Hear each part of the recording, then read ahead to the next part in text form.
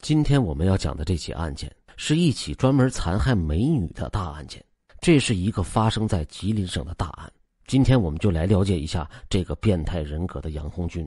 他在柳河镇4年之内把当地闹得是鸡飞狗跳。我们今天就来详细的讲解一下这个案件，带大家一起走进这个变态的内心世界。我们先来了解一下杨红军这个人。杨红军1964年出生，也就是文革之前的2年，吉林省柳河县向阳林场下面的一个村子。家庭情况我们来看一下，他的父亲是向阳林场的一个伐木工人，他的家庭生活在当地属于中等偏上，不是穷人。杨红军成年之后身高1.67米，在东北来说这个身高有点偏矮了，而且他从小就长得十分的瘦小，不仅身材瘦小，还长得其貌不扬。所以自从他上小学开始，就开始被同学们给嘲笑。这样小学的时候他这个人就不太合群儿，显得比较孤独，但是这并没有什么大碍，他也没有什么不正常的现象。1977年的时候，13岁的杨红军上小学5年级。13岁是一个什么时间点呢？小孩子进入了青春期了。在这个时候，杨红军突然对女人产生了浓厚的兴趣。当时的那个时代是比较闭塞的，杂志、电影什么的都是很保守的。杨红军就在这个浓厚兴趣的指引之下，他找到了一个好地方——厕所。以前的室外那种厕所呢，封闭性很差，安全性也不好。他就在男女厕所的隔墙上掏了一个小洞，兴致勃勃的开始十分过瘾的偷窥。他看的是十分过瘾，十分爽，百看不厌。可是几次之后，有好几个上厕所的女的就发现好像是有人偷窥，回去就告诉了家人。9月份的一天，杨红军又钻进了厕所里面准备偷窥。他蹲在了小窟窿旁，结果女厕所那边就有人进来了。杨红军在那里看得正来劲呢，2个男的蹑手蹑脚的走进了男厕所，就把正在偷窥的杨红军给抓到了。那还能说啥呀？揪出去一顿暴揍，给杨红军打的是挺狠的。但是这些人都是一个村子的，相互呢也差不多都认识。这2个老爷们就给他送回家去了，往他家里一扔，对他家里人说道：你们家的孩子让我们给揍了，这小子在他们女厕所偷窥。我跟你们说啊，他要是再去女厕所偷窥，我们还揍他。这次打他算是轻的，下次要是再有这样的事情发生，直接给他送局子里去。家里人也把杨红军是一顿臭骂。这种事情在那个年代是非常丢人的事情。挨了一顿揍以后，杨红军再也不敢去做这种事情了。但是在这之后过了一段时间，他家里就出了大事了。杨红军的父亲因为伐木的时候大树倒了，给他爸爸砸了，伤得挺重的，关键是再也不能干活了。他爸爸是全家的顶梁柱，这回就等于家里的生活来源给掐断了。好在那个时候有接班这个说法，他父亲的单位就让杨红军接替了他父亲的工作，继续赚钱养家。这个时候的杨红军还不到14岁，但是那个年代也没有什么童工一说，那个时候小孩都成熟的比较早，早早的就开始帮家里干活了。所以小学毕业，杨红军就直接工作了，当了伐木工人。别看他年纪小，但是十分用功学习技术，很踏实。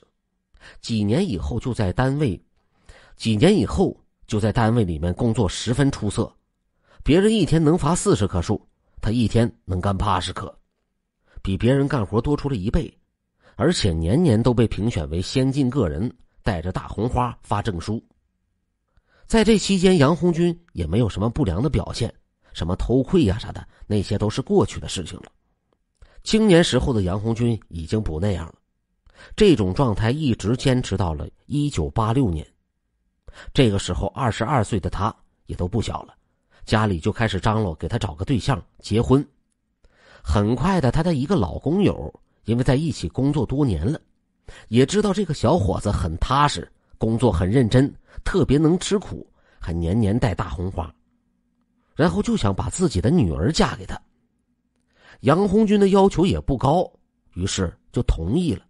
所以1986年7月份两个人正式结婚，1年以后就有了一个儿子。这个时候呢，杨红军也很正常，没有什么出格的地方。每天上班下班，回家之后就哄哄孩子，有空就帮老婆做点家务，也没看他跟老婆打架吵架啥的，日子也算是过得正常，非常和谐。就这样几年以后，孩子也就慢慢的长大了，他也没什么事儿做了，也30岁了。一点点的，这个时候的杨红军就学会了喝酒。从这个时候开始，有事儿没事儿的就跟工友们一起出去吃吃喝喝，玩玩牌，这也都正常。在1993年冬天的一个晚上，他照常和几个朋友去另外一个朋友家里喝酒，吃喝完毕了，那个朋友就搬出来一个好东西，录像机。那个年代录像机那是绝对的好东西，特别贵。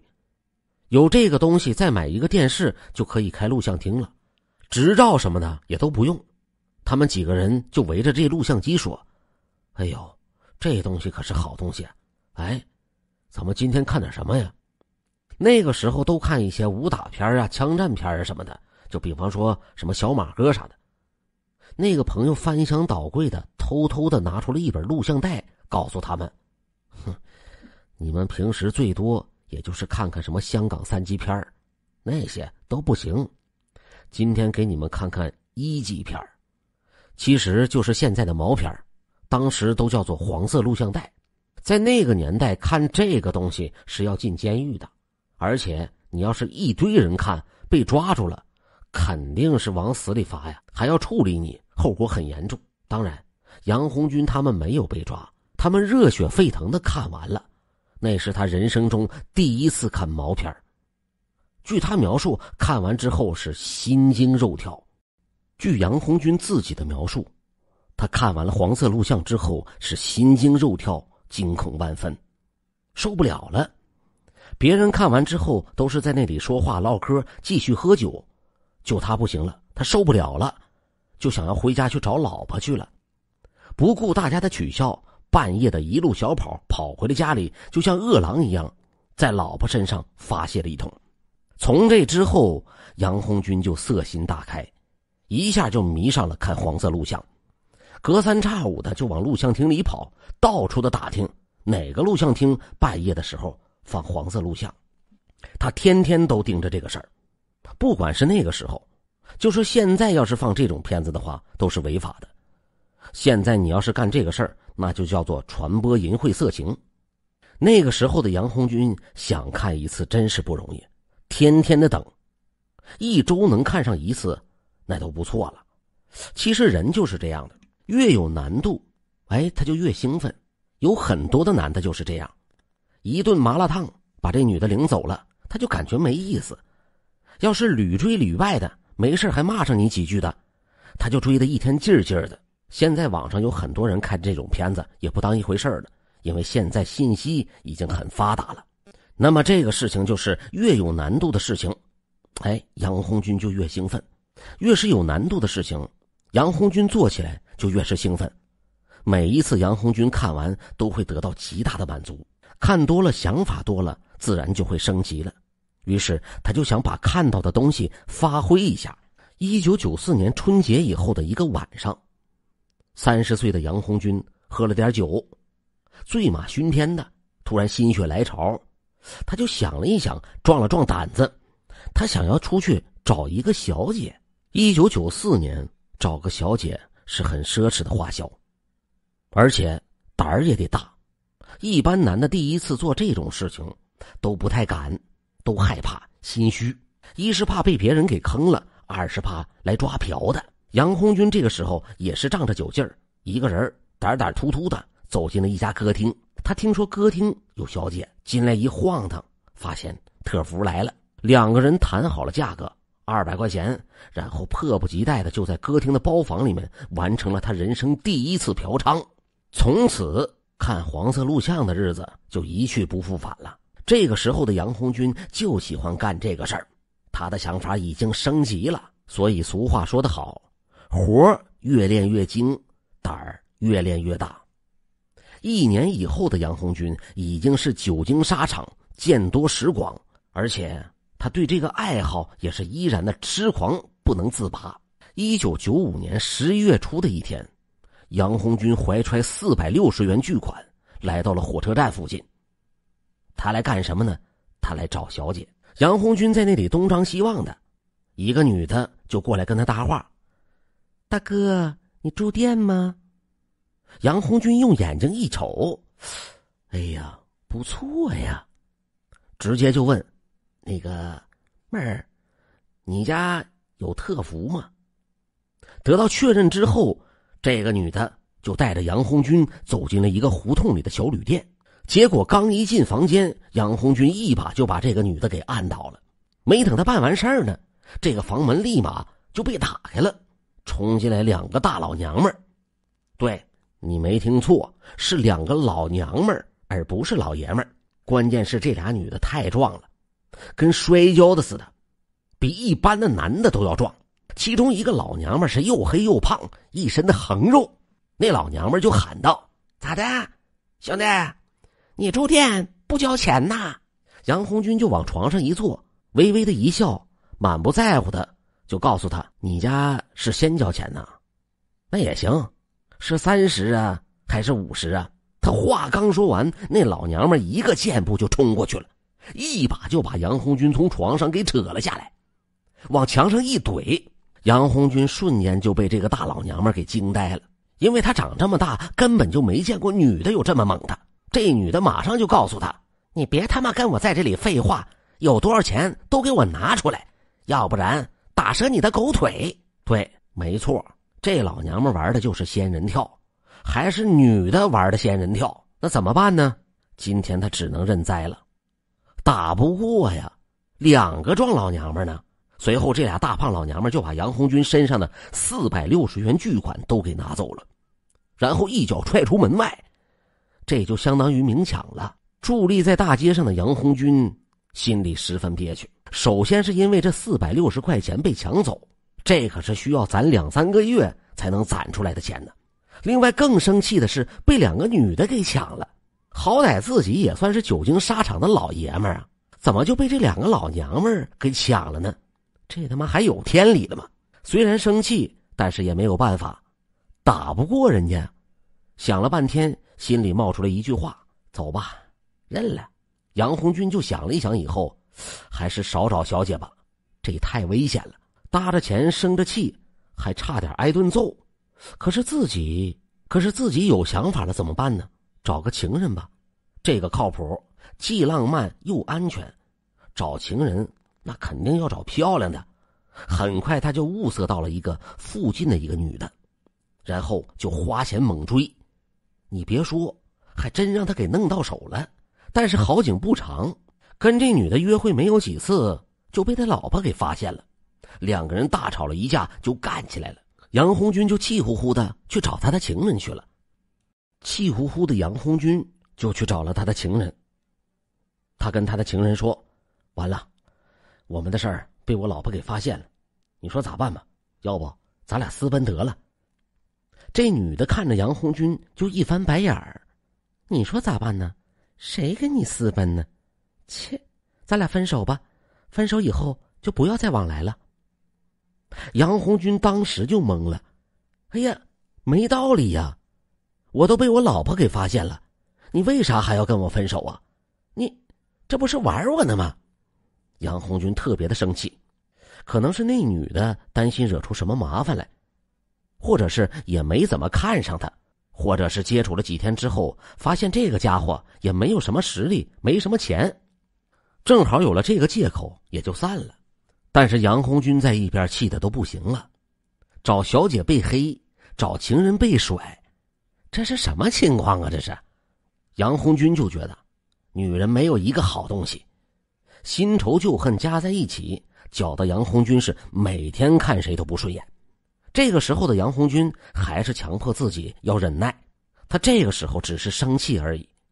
就这样又忍耐了一段时间之后，杨红军再次摊上了一件大事。后来他发现自己竟然得了性病了，把杨红军当时都给吓完了。哎呀，咋就得上了这个病了呢？正在他惶恐的时候，他老婆也知道了，给他老婆都给气坏了，把杨红军骂的是狗血淋头。此时杨红军彻底崩溃了，他再也无法忍耐自己心中的怒火，他决定要报复了。随后就用他伐树所剩下的锯条自制了2把锋利的尖刀。这个时候杨红军就跟沈阳刨奔案件的高宏伟差不多了，他想要报复伤害自己的女人，但是他还找不到人，他自己也不知道是谁传染给他的性病。于是他就看哪个女的都不顺眼，尤其是长得漂亮的，因为他找小姐那肯定也得找长得漂亮的。他就想，女人长得好看就不是什么好人，长得好看的女人都不是什么好玩意儿，找不到人怎么办呢？又过了一段时间，杨红军突发奇想，他想了，既然小姐能把性病传染给我，那我也能把性病传染给他们呢，以牙还牙，就他妈这么干了。1996年1月27日的晚上，他来到了一个歌舞厅，挑了半天，挑了一个漂亮的，谈好了价格，那就走吧，找个旅店去办事儿去。可是就在办事儿的时候，杨红军的脑子里想的不是色情服务，而是报复。结果这就导致了他自己不举，阳痿了。后来那小姐就说，你不行跟我可没关系，但是钱可是要给的。杨红军没办法，就把钱给了那个小姐。这小姐也来气呀，她也不得劲儿，火点着了没人灭呀。于是就又说了一句，你说你都不行了，你还出来嫖啥呀？到了这个时候，杨红军就彻底的愤怒了，他忍无可忍了，他就感觉这个时候太背了，啥都不行了，我他妈以后也不找小姐嫖娼了，我硬来吧。几天以后，1996年2月1号晚上8点多钟，杨红军穿着一件军大衣，戴了个帽子，怀里揣着一把尖刀，就在柳河镇漫无目的的溜达。这个时候他来到了一家制药厂的旁边，就在这个功夫，他看见了一个年轻的身材很好的女孩在厂房里面走出来，就往边上的厕所走了过去。少年时在厕所偷窥的一幕一幕就在杨红军的脑海里浮现了。杨红军此时就激动起来了，他不由自主的就跟着跑了过去。就在这个时候呢，制药厂的车间里又跑出一个女孩，他快步的追上了刚才的那个女孩，2个人结伴去上厕所了。杨红军这个时候有点犹豫了，2个不保险呐。想了一会儿，他就想起了那次嫖娼被2个老娘们给打的经历。杨红军心就一横，就他妈整你俩了。等那2个女孩进入到厕所蹲下去方便的时候，杨红军突然间拿着刀就冲进了厕所，对准2个白花花的屁股一人一刀。这2个女的开始还没有反应过来，等反应过来的时候就疼得嗷嗷直叫。随后杨红军就跑了，他跑到了不远处的路灯下，检查一下自己的身上有没有沾上血什么的，发现什么都没有，这才若无其事的回到家里。接下来的这个晚上，杨红军就在兴奋和害怕中度过的。他一夜没有睡，但是心情还是很舒畅的，也有那么一点点的小担心。小时候偷窥被揍的经历他可一直没有忘呢。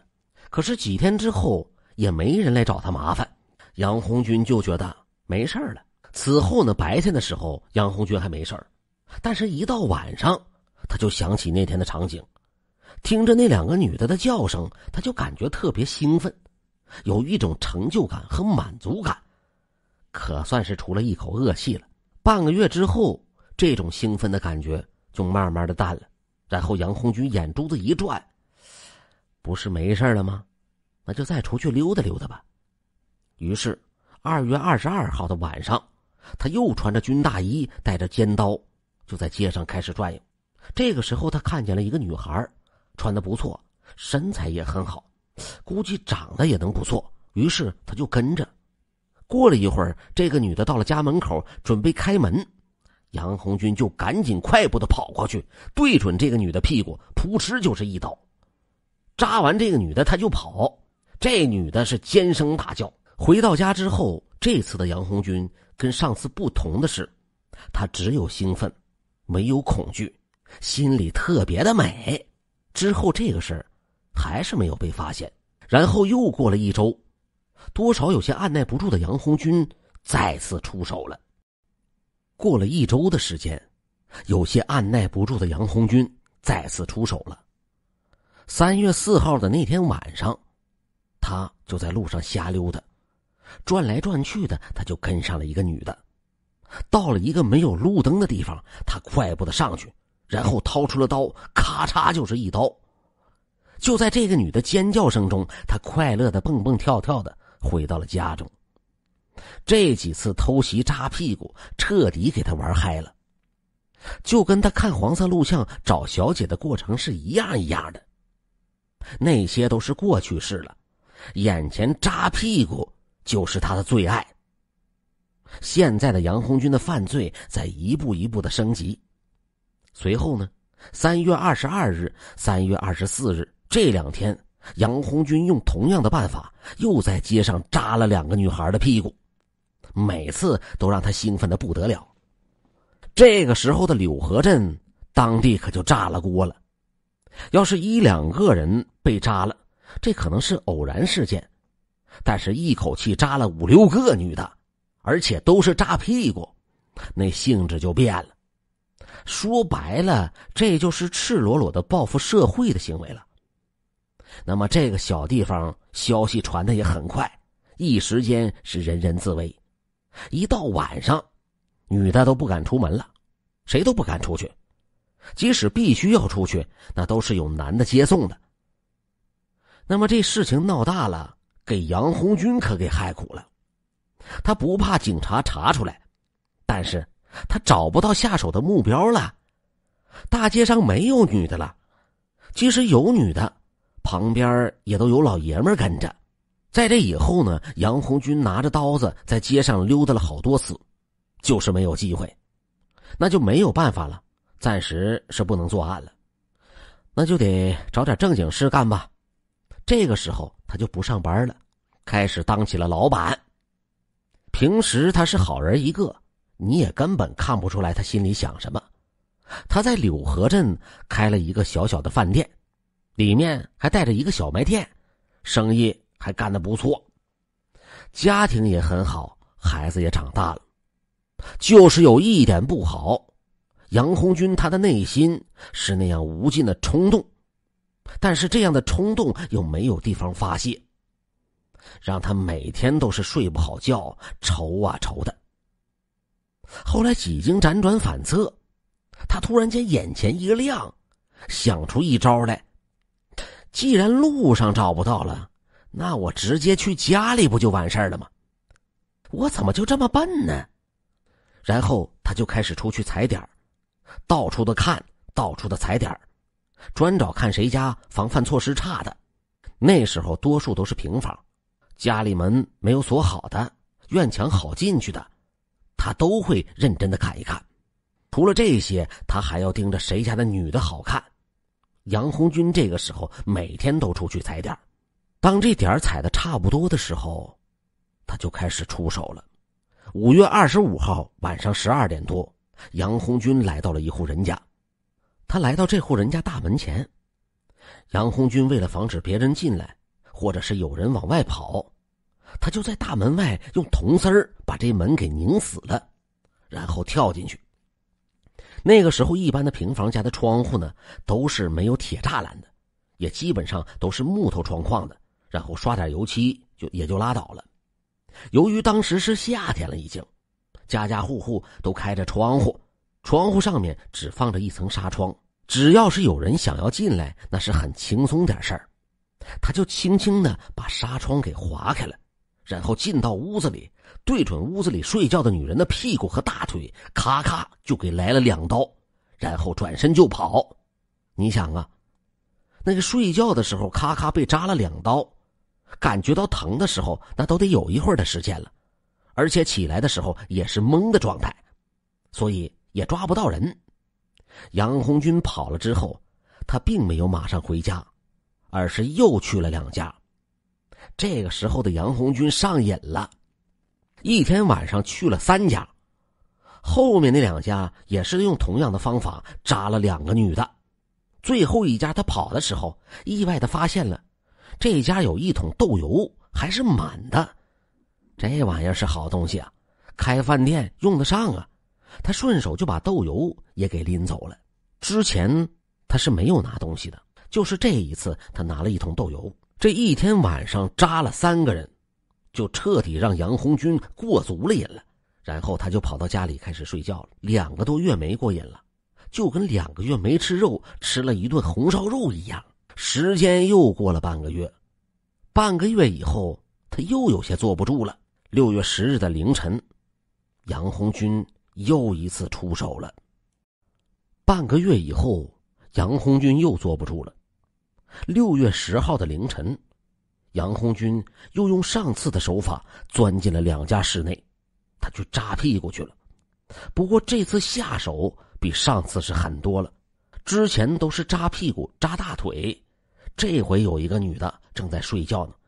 杨红军瞅了一瞅，这女的长得确实漂亮，然后他就用刀尖在这女的脸上咔咔来了2刀，然后就跑了。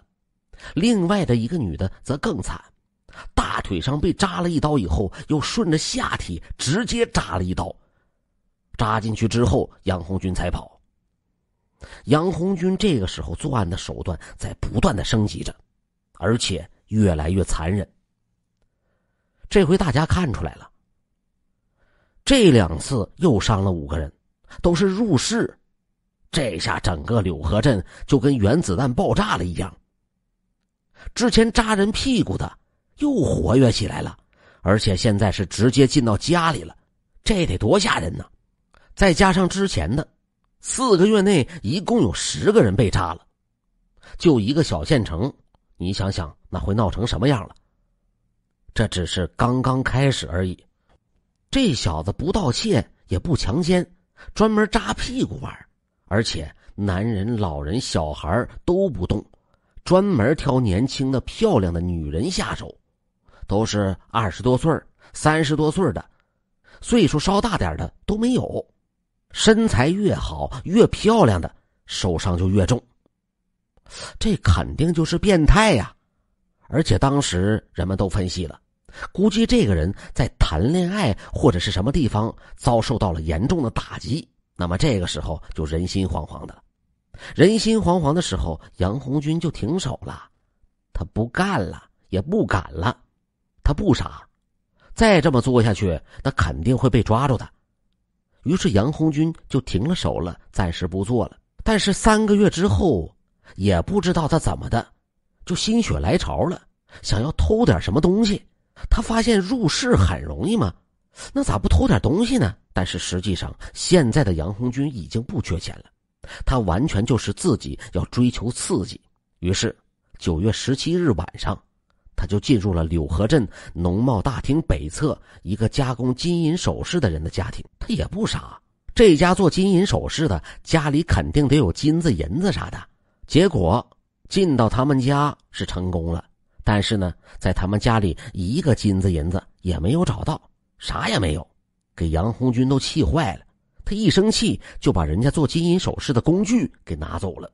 之后杨红军就不偷了，他觉得没意思，还是寻找快乐吧。在这之后几个月内，杨红军没有再作案，毕竟小县城不大，除了这么多事情，警察也在四处的调查。其实警察已经来过他小店好几次，来他这里询问情况了，给杨红军整的也是一激灵一激灵的。他就琢磨还是先别作案了。时间转眼就到了1997年了。1997年的春天，这个时候发生的一件事情让他的怒火又开始升级了。什么事情呢？杨红军的后院起火了，他发现他老婆和一个男的有问题，可能是出轨了，给他戴了小绿帽了。他家是开饭店的，接触的人比较多也比较杂，他老婆很有可能红杏出墙了。但是他又没有证据，他就是觉得他老婆跟那个男的有问题，关系很暧昧。于是他们两个人还大吵了一架，结果没有骂过他老婆。杨红军气的是浑身发抖啊！明明自己占理，结果还没说过他老婆。其实这就是傻，你跟女人讲理，你不是疯了吗？是不是？这个时候的杨红军就已经按耐不住要杀人的冲动了。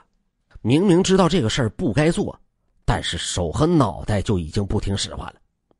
他直接出了门，穿了一件军大衣，揣着尖刀就出去了。可是出去一时半会儿，他也没有找到要下手的目标。这个时候天还是比较冷的，他专门想找美女下手。那样的一个小县城，美女也不是说你想见就能见得到的。柳河也不是北京工体或者是四川九孔桥的。杨红军这次他就没有找到，没找到是没找到，但是他心里的怒火没法出啊，他就难受啊，他都快受不了了。就在这个时候，他突然之间看到不远处的田地里面有一只耕牛在那歪着脑袋看着他呢。杨红军心说，我他妈让你看，我他妈让你看。过去就是一刀把老牛给扎了，这一刀把老牛给扎得嗷嗷直叫就跑了。然后杨红军感觉到舒坦了一点，他就回家了。这只是暂时的舒服，随后他对女人的怨恨是更加的升级。别人遇见美女的大多都是多看几眼，或者是偷着看几眼，而杨红军遇见美女也会看，只不过是带着仇恨去看。只要是美女他就烦。这个时候他不想再像以前那样扎一下屁股就跑了，他觉得这样不过瘾。随后的日子他还是选择入室，他留意着身边的美女，见到美女了就跟上，然后一起走过去踩点。他跟踪好几个，都是因为对方住的比较安全，防范比较高，他也进不去就放弃了。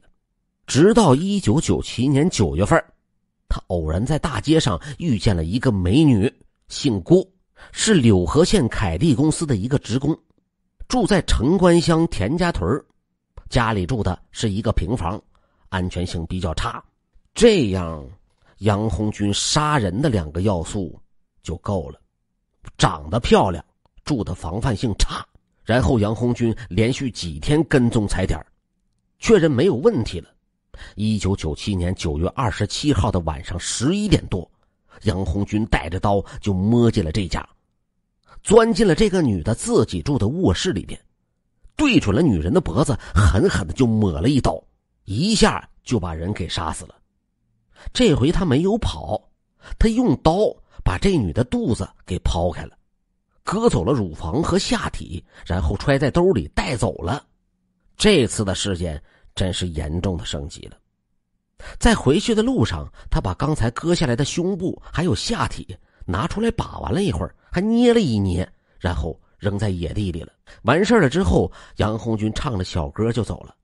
报复的快感让他又舒服了一回，这是他第一个杀的人。